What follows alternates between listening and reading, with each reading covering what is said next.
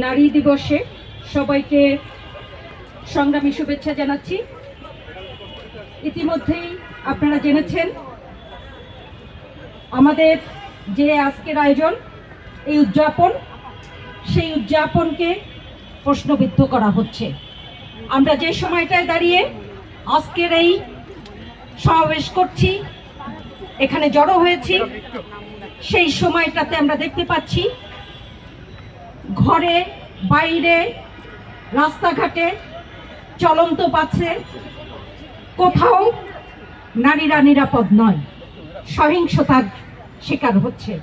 কখনো পোশাকের অজুহাত দিয়ে, কখনো অন্য কোনো অজুহাত নিয়ে এই নারী বিরোধী শক্তিগুলো তাদের আস্ফালন দেখাচ্ছে।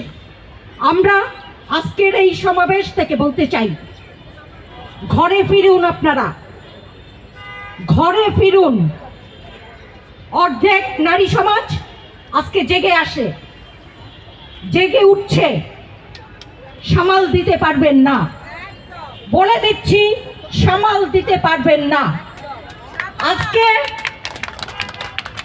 শাহবাগে যে কুলাঙ্গার নারীর বিরুদ্ধে পোশাক নিয়ে প্রশ্ন তুলেছেন এবং আমরা দেখতে পাচ্ছি উনি সাইবার বুলিং করছেন এবং সেখানে যেসব কথাবার্তাগুলো বলছেন আবারও নারীর প্রতি অসম্মান করছেন, নারীর সম্মানকে ভুলুণ্ঠিত করছেন। এত সাহস আপনাদের কোথা থেকে আসে?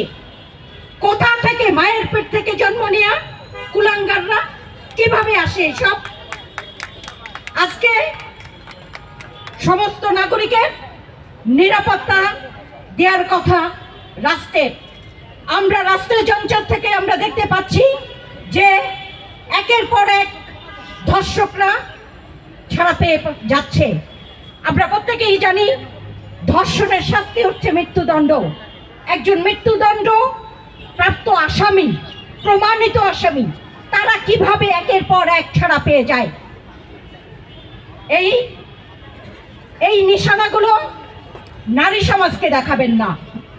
আমরা এই সমাবেশ থেকে আজকে জানিয়ে দিচ্ছি, অতি সত্বর আইন শৃঙ্খলা পরিস্থিতির উন্নয়ন করুন।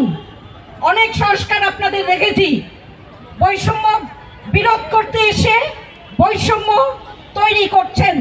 নারীর প্রতি, অর্ধেক জনগোষ্ঠী নারীর প্রতি সহিংসতা হচ্ছে, সেই দিকটিতে নজর দিচ্ছেন না।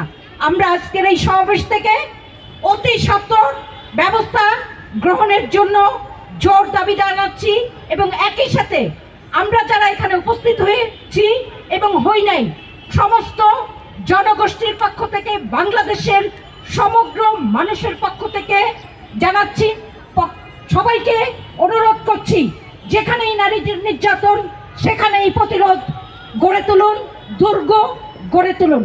সবাইকে আবারও সংগ্রামী শুভেচ্ছা।